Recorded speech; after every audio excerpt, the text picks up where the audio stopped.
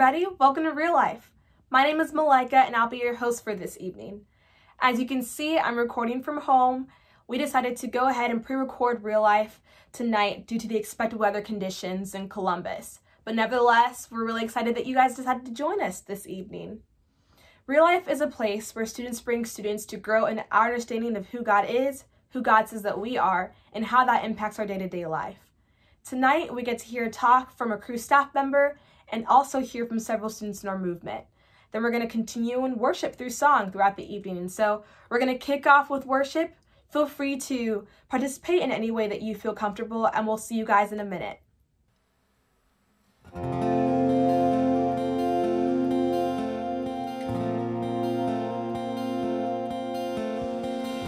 There's a sound I love to hear. It's the sound of the Savior's robe as he walks into the room where people pray, where we hear praise as he hears faith.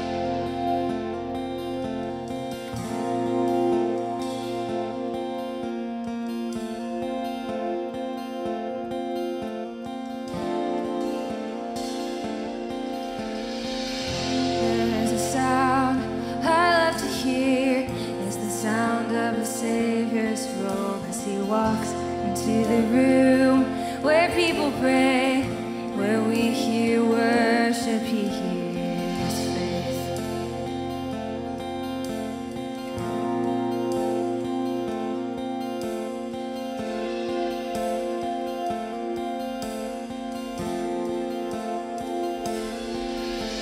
Awake my soul and sing his praise aloud, sing his praise aloud. Oh,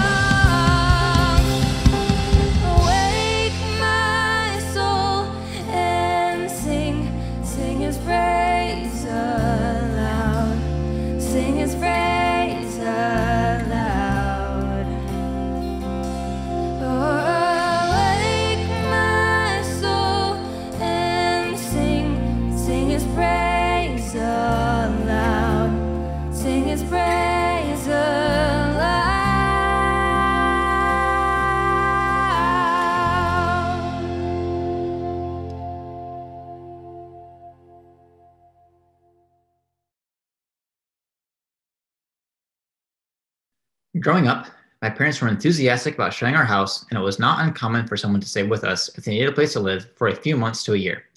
I often made friends as a kid by getting to know the other kids of the families who would stay with us. Some of my first friends came from a family with kids close to my age that stayed with us for almost a year when I was in first grade.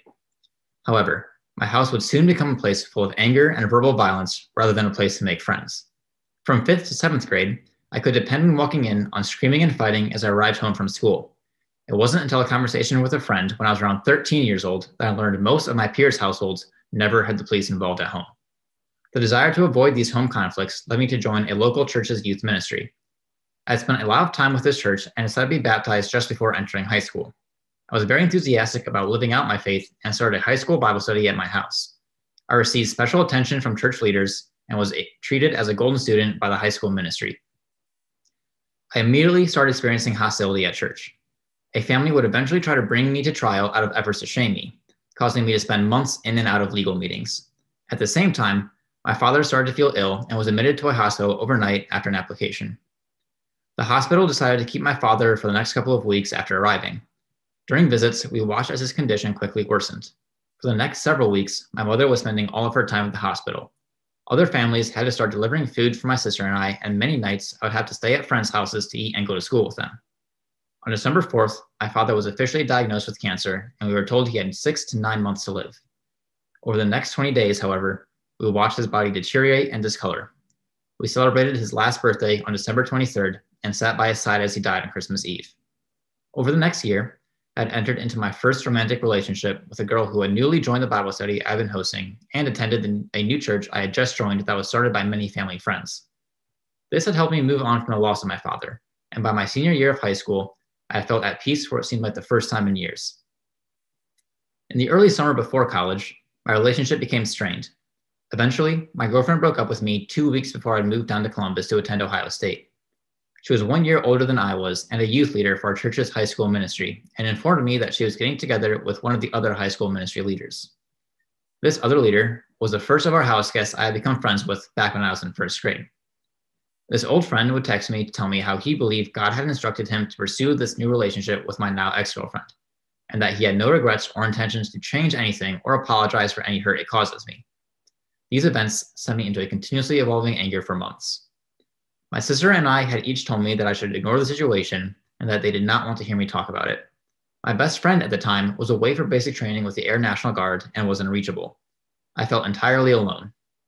In isolation, I watched as my home church prayed and shared the new relationship over social media. Anytime I would return to visit my home church, there were new efforts to make me feel unwelcome by the two of them.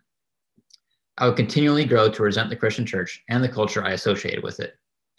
I attributed the legal attacks I experienced in high school and this recent betrayal as the consequence of Christian culture that instills self-righteousness and over-spiritualizing individuals. Regardless of what I believe to be true about God or Jesus, which would become its own separate struggle, I believe that the Christian church was ultimately bad for society and that people's spirituality served mostly as a weapon and a scapegoat to justify damaging behavior. At the end of my sophomore year at Ohio State, I found myself working in Paris as a business consultant with some other students. My first day waking up in Paris, I scrolled through social media again on my phone before getting out of bed to see that my ex and old friend were now engaged. This sent me into an anger with God. I decided now that I would completely abandon my previous Christian lifestyle during my time in Paris. I would spend many weekends at nightclubs, leaving my apartment around 10 p.m. and coming back at 8 a.m., during which time I was stimulated by deafening music, flashing lights, and dense crowds that smothered away all thoughts and memories of the life I left across the world. Although I never participated in hard drugs, simply being around them reminded me that I was far from being a church's golden student, and I had picked up other damaging behaviors. I refused to acknowledge God for months, even after Paris. I would not even make short or sarcastic prayers that used to be subconscious. As time went on, I felt generally gross and disconnected from people who were important to me. I didn't like the impact I was having on the world and felt torn internally between keeping the life I've been living and secretly wanting out. I began to see my need for God again. I felt disconnected from everyone because of the two separate lives I had lived, and no one in my life knew them both, except, I realized, for God. Craving a connection I had now gone years without, I finally tried to pray again. Re-engaging in prayer was very difficult and started with just a couple sentences every couple of weeks. I started to allow the prayers to come naturally, with fewer and more intentional prayers once every couple of months rather than forced attempts every week. Eventually, I felt connected with God again. I had developed a relationship with Him that was more honest than it had been at any other point in my life. I successfully dropped the damaging behavior I developed and felt supported when I would be tempted to wander back. I was able to identify that there's a distinct difference between experiences with church culture and your relationship with God, and have been able to use this new understanding to reconnect with friends and even connect with new people in my life I otherwise never would have. I felt a mysterious love from God incomparable to anything I had previously experienced, and vastly more fulfilling than any of my life apart from Him. My name is Michael Ross, and this is my real life story. Michael, thank you so much for sharing your story. It's so encouraging to see the ways the Lord has been working in your life. So thank you, Michael. Over the past couple of weeks, we have been talking about different avenues of growth that our movement affords. And one of those this summer is still happening, summer missions. Summer missions are a really great way to invest your summer in your relationship with God, to build community with other people, and to learn what it looks like to communicate your faith. This summer, we're sending students to Chicago and Ocean City. And last week, we got to get a glimpse of what a summer mission in Ocean City looks like. But tonight, we get to hear from some former students that have gone on Chicago summer mission about what their experience was like there. We all have something we try to hold on to, a piece of our life glued to our fingertips that we seem unable to relinquish to God. We plead out, "I'll do anything for you, anything, so long as I can hold on to this little piece of me, this little piece of the world." But He calls out, "Abandon all comfort, leave it all behind, for I have far better things in store for you." I responded, "I went to Chicago. I looked up at a shattered city full of so many lost and broken people. I know they deserve a chance to hear the gospel, a chance to be saved and nothing else. Not even my own comfort should interfere." So I sat in a room of 96 college students in Chicago. Nobody told me that these people could become some of my closest friends. Nobody told me that we would laugh until we cried. Nobody told me I'd be staying up all night, sharing life with people who were mere strangers just weeks before. But I'm telling you now, I don't know if words can fully capture what that looks like. To watch God intertwine a group of nearly 100 college students, each with their own baggage and brokenness.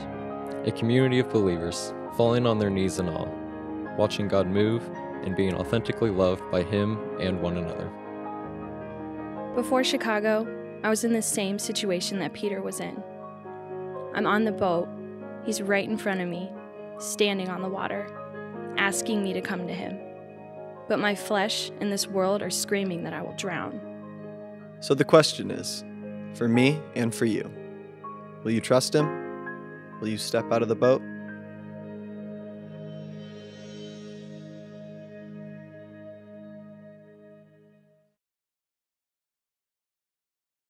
If you're all interested in summer missions, we'll be having a summer mission Ask Me Anything information session on Sunday, February 28th at 7 p.m. right here on YouTube. You get to hear from students and staff that have been on summer mission before and are also planning to go this summer. So make sure to save the date for that if you're interested in summer missions. Although summer missions are a couple months away, a great way to get involved even now are through small groups. Small groups are the heart of our movement, and the best way to get connected is by filling out our survey. We'll have the survey link in the chat, and if you fill out that survey tonight, you'll be entered into a $10 Amazon gift card drawing. We'll be sure to announce the winner of that drawing later tonight in the chat, so feel free to fill that out as the evening continues. Here at Real Life, we believe that our personal stories and our life experiences have a significant impact on our relationships with God, but also with other people. So as part of growing together, we want to explore where each of us come from. Over the course of this semester, we'll be hearing some Where I'm From poems from individuals in our movement. And along with that, we want to invite you to write your own Where I'm From poem. You can find a template and instructions for that on our website, cruelhightstate.com/reallife. Tonight, we get to hear from Hannah Price as she shares her own poem. I am from freshly ground coffee beans, from Highlander grog in the spilling over of memory-filled mugs. I am from the towering pines, forest green, bowed from the stress of the wind. I am from the hydrangea bush, the beloved herb garden that never seems to be impacted by the weight of time and the changing of the seasons. I am from summers within the water and winters atop the snow, from Sharon and Grace. I am from the expectation of pursuing excellence and the occasional worry of doing anything but, from being inherently loved and simultaneously from the pressuring voices of the world around. I am from a home of worship and a table of prayer, from learning to lean into hardship and sit in the peace found in silence. I am from Cincinnati and equally from all the spaces and places that have shaped me, from homemade sourdough and the stained hands of freshly picked berries. I am from the resilience in my older brother's heart surgery, from the faith in pursuing his goodness over our own personal interpretations of it. I am from the moments stored within detailed photo boxes, from the roots of the ground that have allowed me to flourish in the strength of who and whose I am today. Thanks so much, Hannah. So like I said before, we would love to hear from you, your own Where I'm From poem, so feel free to head to cruohastate.com/reallife to learn more. This week we'll be continuing our series through Psalms, Songs of the People, and we get to hear from crew staff member Laura Borgazzi.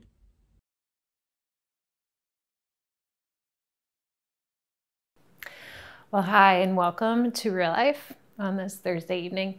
My name is Laura Borgazzi, and we are in the midst of a series where we're looking at some Psalms, each week a different one. We kind of had a little change up last week where we heard from Tyler Chernesky on relationships, friendships, loneliness, and I hope you got to listen in because it was awesome. It was a good one. So if you haven't, go back and listen to that sometime, but we're back into Psalms. And today is Psalm 23. So just as we start out, I'm going to share with you. So I was looking through some folders that I had filed because I was like, oh yeah, I talked about Psalm 23 at Real Life like way back. Turned out to be 2013. And as I was reading through the content of what I had written for that Real Life in 2013, I was struck with how trite a lot of it felt. Even in, we'll be talking about the valley of death, and even some of the examples that I had there, I was like, this feels like kindergarten, you know, like, and what struck me and why I'm sharing that with you is because it just overwhelmed me as I was reading it with the reality of where students were at in 2013 as we were, with that lens, reading Psalm 23 and the difference between where you all are at now as we are reading Psalm 23. And I don't pretend to know each of your individual stories. You do, and God does. But I do know some of your stories, and I know some of your peers' stories. And I talk to people regularly who are very honestly and in a very raw way dealing with life right now. And so there's this shared collective experience at one level that we have right now of just what our world is experiencing. We are now almost, it's been over a year since COVID has been in the news. We're coming up on about almost a year once we hit mid-March of when we went into lockdown, when, relationships that we were just developing and getting to know coming off of spring break kind of came to a bit of a halt in an in-person way anyway.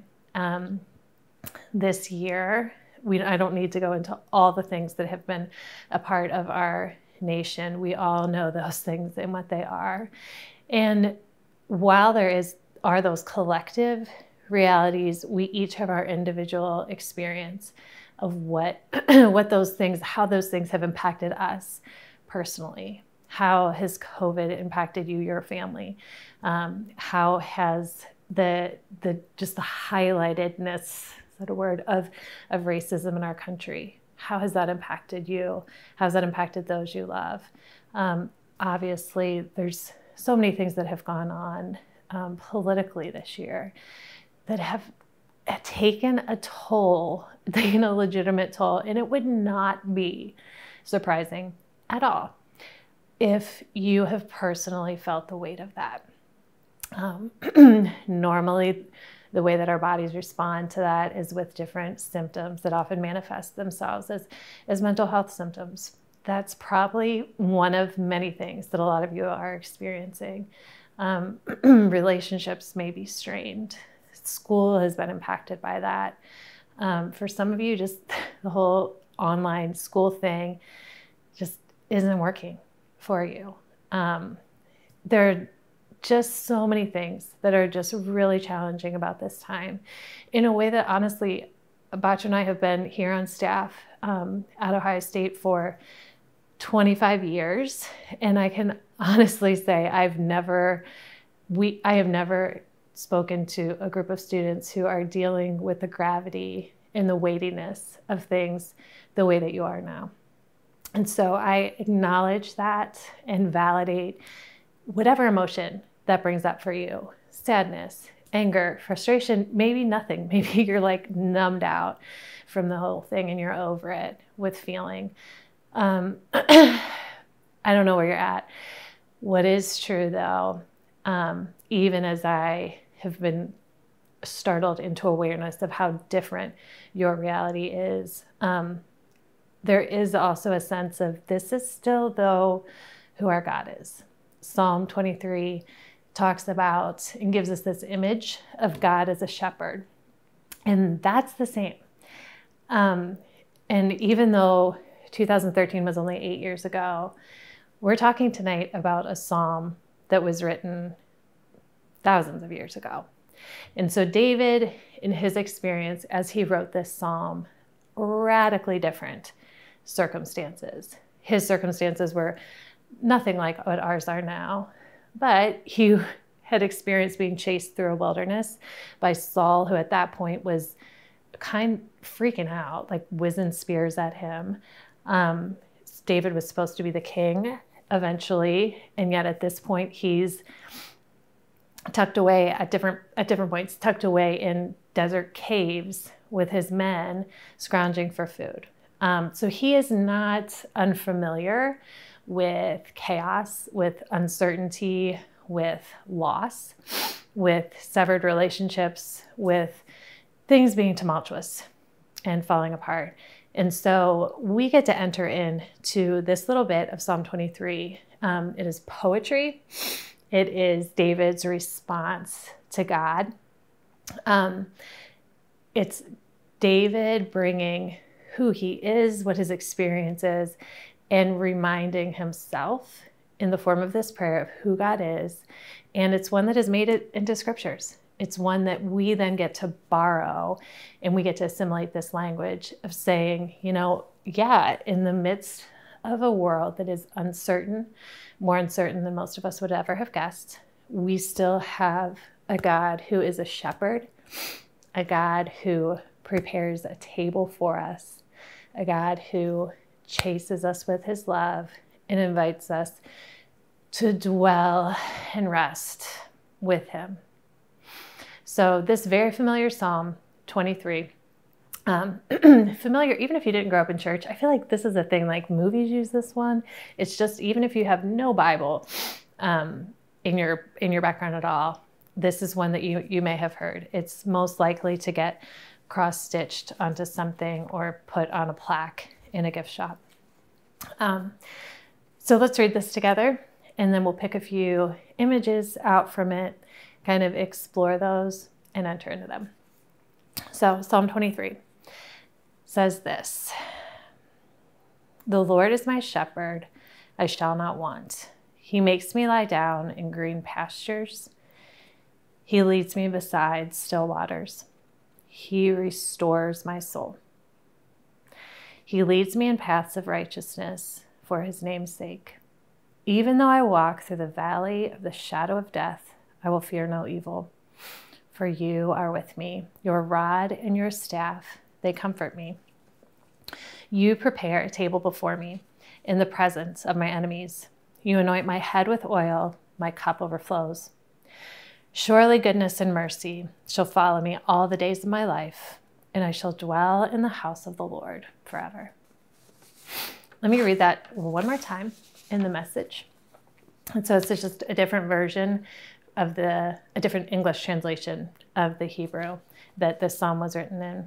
So just listen and just notice what phrases hit you, what stands out to you, if there are images that come to mind, even as you hear this psalm again. God, my shepherd, I don't need a thing. You have bedded me down in lush meadows. You find me quiet pools to drink from. True to your word, you let me catch my breath and send me in the right direction. Even when the way goes through Death Valley, I'm not afraid.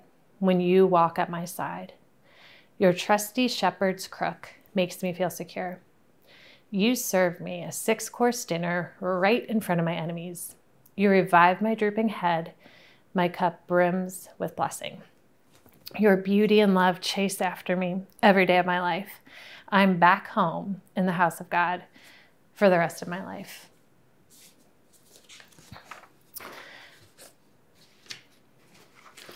I'm going to pull out from this passage 4 different images and just kind of take a minute or 2 or 3 or 4 to explore those and then invite us to enter into them. This was a psalm. This was a song. This is which is a material that is a right brain oriented little piece of work. It's not primarily an intellectual systematic theology, although there are the theological truths in here. But songs are things where we're invited to bring all of who we are. It's meant to be a very visceral and place where we engage our senses. And so I want us at least a little bit to maybe be able to enter into that and enter into this passage. What's up with the valley? So first we start out with this language of lush meadows and blah, blah, blah. And then we go into the valley of the shadow of death. And so immediately what always used to come to my head was a green valley. Well, no, it's the valley of death. So valley of the shadow of death. In the Message, it's Death Valley. So what's up with that? Okay, well, a little research. The Valley of Hinnom, this was this narrow gorge that ran along the south and the west sides of Jerusalem. So this is not a lush meadow. It was referred to as the Valley of Deep Darkness, as an abyss, the accursed valley, Valley of the Slaughter. It was an infamous place in Israel's history. So it's the site of idolatry during Israel's monarchy. There was a temple and altar there. It was dedicated to the worship of the Canaanite god Moloch. And part of Moloch worship involved child sacrifice to the fire, to the god that they believed was there, that they had built. In 2 Chronicles, we read about Israel's kings, Ahaz and later Manasseh, who sacrificed their sons on the fires of Molech in the Valley of Hinnom. Later, it's a site for Baal worship, which is a Canaanite storm and fertility deity, where temple prostitution was a part of the worship there. So this is a pretty nasty place. There's nothing pristine about this valley. It's not a soothing image. It's kind of awful. The Bible is very honest about the reality of life in this world, that there's mess, there's a lot of things that are awful about our world. It is not shiny, and the Bible is not disillusioned into acting like things are shiny.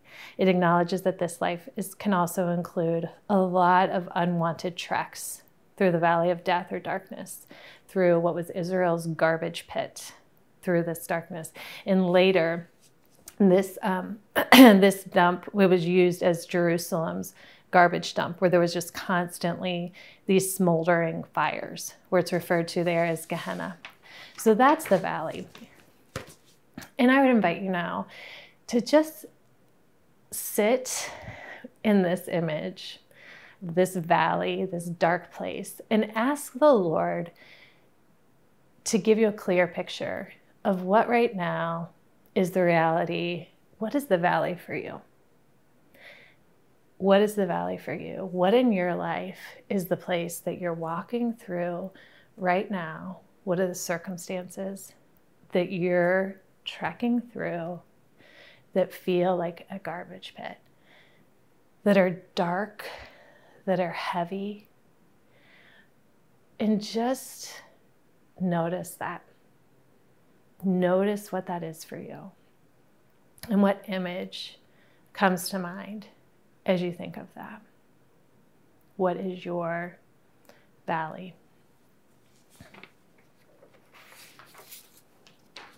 Now I want to bring up a second image, and that's that of a shepherd.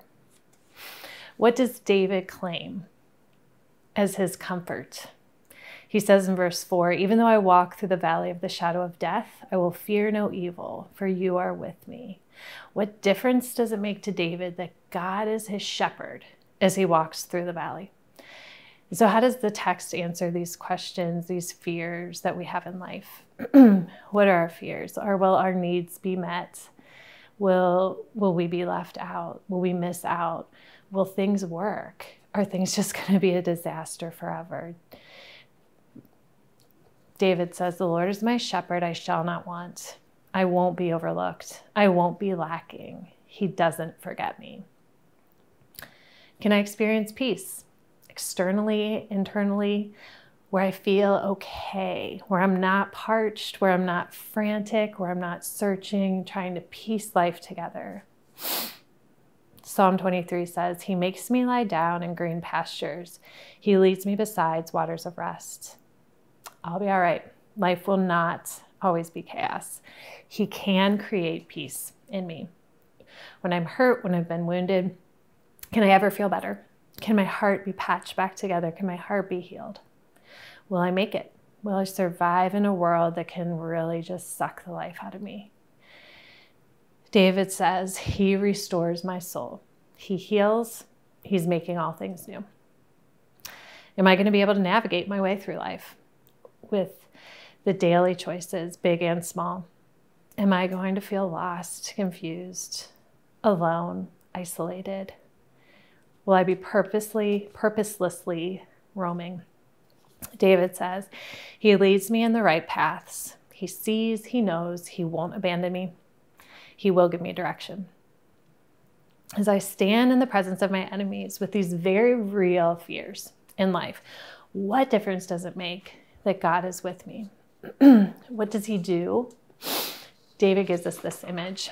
He prepares a table before us. So imagine yourself outside of the bank, this little gorge, smoldering fires of nastiness, a Mordor-esque kind of a place.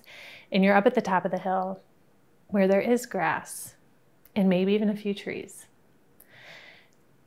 Maybe there's a huge kind of a table. Can you imagine this scene? And now imagine there's an amazing chef and all your favorite foods are just piled up all over this table. You're feeling beat up. You've been walking through this valley and you're invited by the chef to come to this table. The host invites you, pulls back the chair that he was sitting in, invites you to come sit and joins you at this table. Now imagine being at this table with all of your needs provided for. And as you're looking around, you're still seeing, you're still surrounded by voices of the valley. You're still surrounded by the realities that we face in a world that has not yet been fully set right. And yet you're at this table. And as you engage with the host, the shepherd who is not only able to lead you to this place, but who is able to provide for you and able to meet your need at that moment. And you're engaged and enthralled in such a way that those voices, those enemies, he says, he prepares a table before me in the presence of my enemies. What are those enemies? What are those for you? What are the enemies that are trying to throw you off, that are whispering, that are screaming things to you that distract you, that confuse you, that cause you to lose your focus? And as you notice the host, you continue to gaze into the face of this host with all this food in a way that the voices of the enemy just die. Just die away. Is evil still there? Yes. Are the enemies still there? Yes. But what's the difference? The presence of the shepherd, the presence of the host at this table who has prepared this for you in engagement with him. That's what makes all the difference. This is the solid place. Henry Nouwen writes this, Inner Voice of Love by Henry Nouwen. He says, you have to trust the place that is solid, the place where you can say yes to God's love, even when you do not feel it. Right now, you may feel nothing except emptiness and the lack of strength to choose, but keep saying, God loves me and God's love is enough. You have to choose the solid place over and over again and return to it after every failure. That's the table. The table is the solid place that you keep returning to, you keep coming back to. The last image, as we wrap up in closing, is this sense of dwelling in the house of the Lord. And in the Hebrew culture, imagine a concentric circle. There's your tribe that you are a part of. So there's 12 tribes. Within those are clans. And within that further was the house. The house was the most intimate place, the place where you belonged. That's the house. Here's what's kind of cool. If you notice the difference between what happens in the valley and what happens in the house. So to dwell in the house, dwell means to sit, to stop, to reside. Our way in this life will at times go through the valley, but we walk through the valley of death. We walk through the valley of death. It's not permanent. It's temporary. The walking doesn't last forever. The dwelling does. It's forever. It's permanent. To dwell in God's house implies total and complete fulfillment and joy, peace, shalom, what Israel was always continually longing for. David has one eye on the reality of this crap valley in the here and now, and he has one eye kept fixedly on that solid place that he comes back to. And even as that food, that image of the table is a foreshadowing of the shalom that is to come. It is a reminder, a glimmer here in this world that we were made for something different, and that just gives a little tip of the hat to that eternal shalom that would have been part of David's view of life in this world. David recognized that the valley was a walk, but dwelling with the Lord, the solid place where even in the midst of chaos, even in the midst of the valley of death that you are walking through, and if you're not, that's awesome.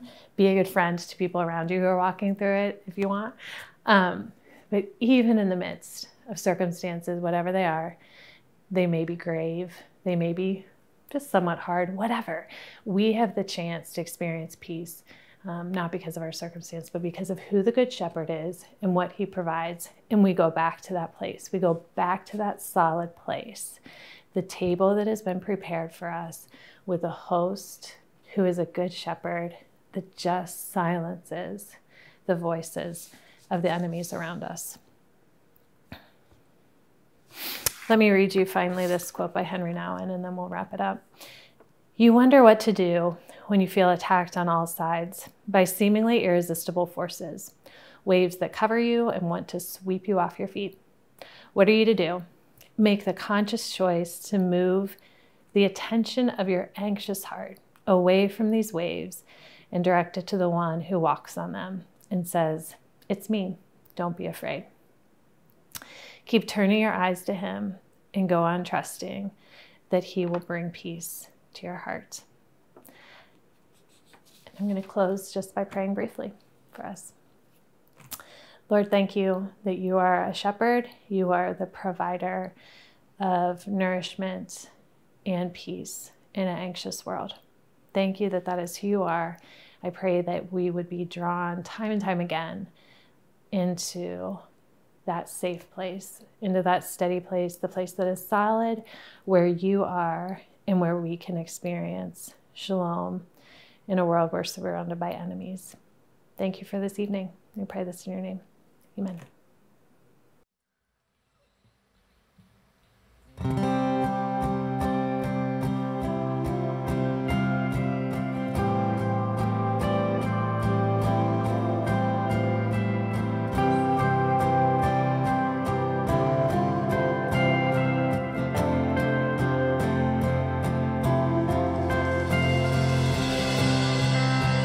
Tried so hard to see it. Took me so long to believe it. That you choose someone like me to carry your victory. Perfection could never earn it. Give what we don't deserve it. You take the broken things and raise them to glory. You are my champion. Giants fall when you stand undefeated. Every battle you won. I am who you say I am. You crown me with confidence. I am seated in the heavenly place, undefeated, with the one who has conquered it all.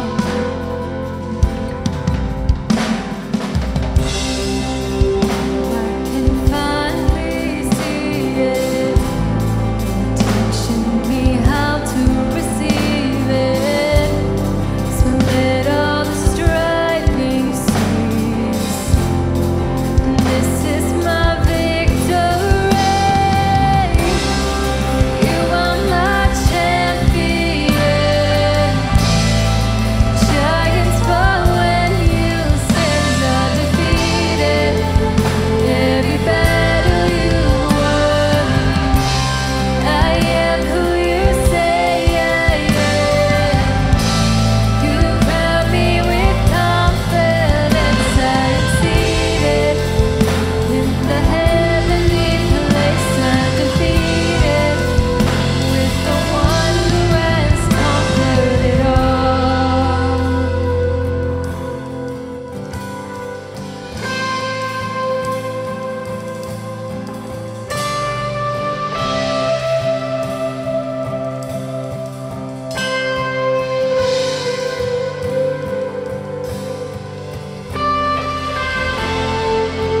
Lift my voice and shout.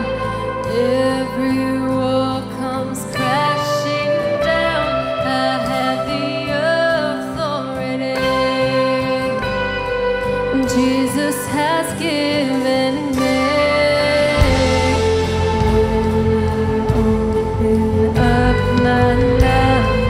Miracles start breaking out. I have the authority. Jesus has given me. Lift my voice and shout. Every wall comes